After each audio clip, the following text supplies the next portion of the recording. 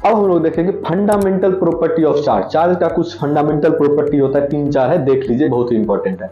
अच्छा, ये क्या है कि लाइक चार्ज होता है वो क्या करता है, रिपेल करता है, और अनलाइक चार्ज क्या करता है, अट्रैक्ट करता है। लेकिन ये कब तक जानते हैं, जब मान लेते हैं 2 चार्ज है, ठीक है, इसके बीच का डिस्टेंस अगर r है, ये 10⁻⁻15 से अगर ज्यादा होगा ना तभी ये वैलिड होगा दोनों। ऐसा समझ में, अगर इससे कम होगा ना तो वैलिड नहीं होता है। कैसे, ध्यान से देखिए। आप सोचे हैं कि न्यूक्लियस जो होता है इसमें प्रोटॉन कैसे रहता है, सेम चार्ज है तो रिपेल हो जाना चाहिए ना, नहीं, वही बात है। ये जो डिस्टेंस है ना, इससे अगर कम हो जाता है तो न्यूक्लियर फोर्स वगैरह लगने लगता है, जिसके कारण सेम चार्ज रिपेल नहीं होकर अट्रैक्ट होकर साथ रहता है। इतना बात समझ में आ गया।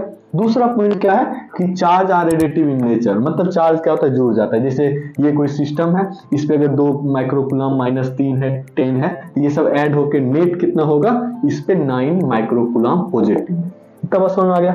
थर्ड क्या है, charge on isolated body remains conserve, मतलब कोई एक आइसोलेटेड बॉडी है, इस पे अगर 10 माइक्रोकूलम है तो 10 माइक्रोकूलम रहेगा ही, ना ही आप इसको क्या कर सकते हैं, क्रिएट कर सकते हैं, ना ही आप डिस्ट्रॉय कर सकते हैं, वही एनर्जी कंजर्वेशन वाला, ठीक ना। और जैसे यहाँ देखिए, जैसे इस पे 10 माइक्रोकूलम है तो 10 माइक्रोकूलम ही रहेगा। अब ये जैसे न्यूट्रॉन बॉडी है, यहाँ इसके बगल में हम क्या कर लेते हैं कि एक पॉजिटिव चार्ज वाला रॉड लाते हैं, तो क्या होगा, यहाँ पे प्लस प्लस आएगा। अब ये सर न्यूट्रल से क्या हो गया, डेवलप हो गया।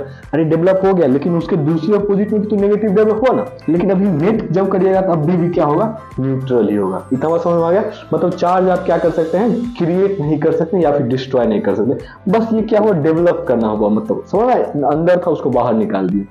फोर्थ क्या है, charge on a body is quantized. Quantized मतलब चार्ज क्या होता है, एन ई के फॉर्म में होता है। ई क्या होता है, 1.6 × 10⁻⁻19 कूलम। मतलब किसी भी बॉडी पे अगर चार्ज होगा ना तो ये एन इंटू में ही होगा, एन के मल्टीपल में। एन मतलब क्या है, इंटीजर, मतलब एक 1e होगा या 2e होगा या 4e होगा, ऐसे ही होगा।